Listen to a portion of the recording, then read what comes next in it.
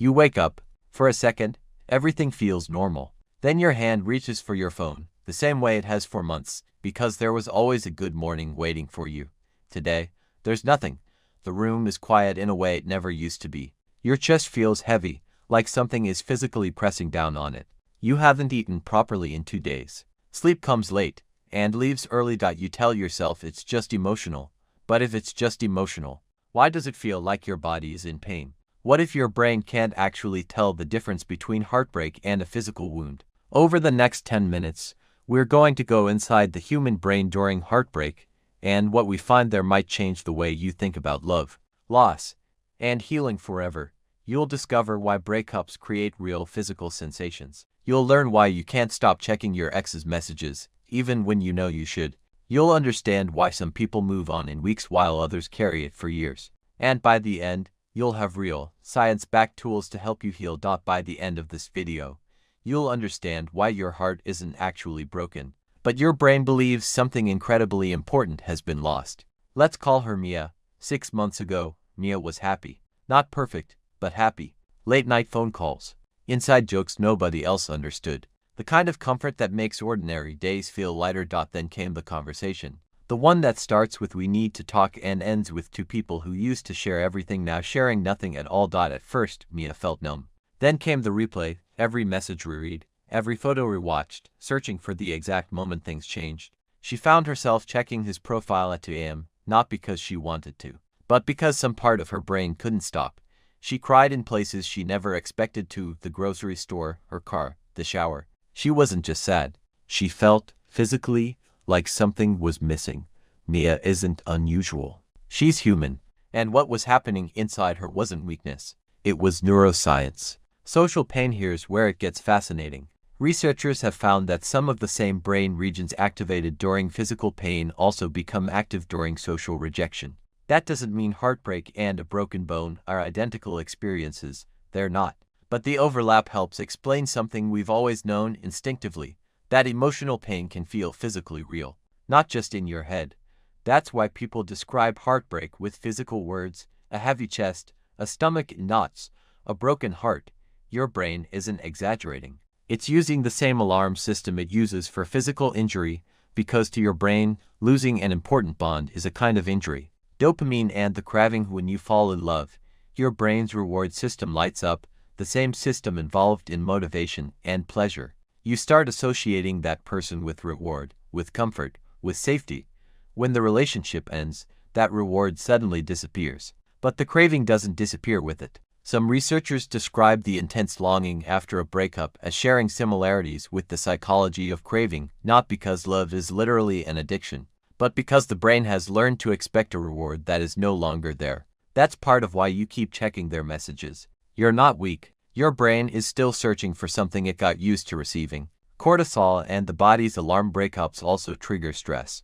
Cortisol, your body's main stress hormone, tends to rise during emotionally overwhelming events. That's why heartbreak doesn't just live in your thoughts, it lives in your body. The tight chest, the upset stomach, the trouble sleeping, the loss of appetite, or the opposite, eating more than usual. This isn't imagined. It's your nervous system responding to a real, significant loss. Memory and meaning. And then there's memory. A song comes on, and suddenly you're back in a specific moment. You drive past a restaurant, and a wave of feeling hits you out of nowhere. This happens because your brain doesn't store memories of a person in isolation. It links them to places, songs, smells, routines. Healing isn't about erasing those memories. It's about the emotional charge around them slowly fading, so the memory remains, but the pain doesn't.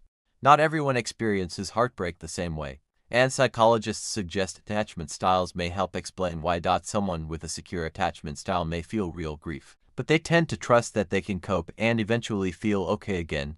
Someone with an anxious attachment style might experience heartbreak more intensely, more fear of abandonment, more urgency to reconnect, more difficulty letting go. Someone with an avoidant attachment style might appear fine on the surface while suppressing emotions that surface later, sometimes in unexpected ways. And someone with a fearful avoidance style might feel caught between wanting closeness and fearing it at the same time. None of these are flaws. They're patterns, often shaped early in life, and understanding your own pattern can be one of the most useful steps toward healing.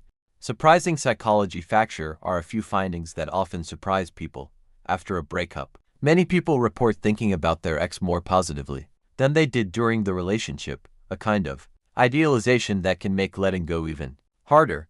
Loneliness itself appears to be able to intensify emotional pain, independent of the breakup itself, which is part of why isolation tends to make heartbreak feel worse, not better. For many people, emotional pain does gradually ease over time as the brain adapts, though the exact timeline varies a great deal from person to person. And there's ongoing debate among researchers about exactly why some people recover faster than others, and seeing an ex's updates on social media has been linked in some studies to slower emotional recovery, which is worth remembering the next time you're tempted to check.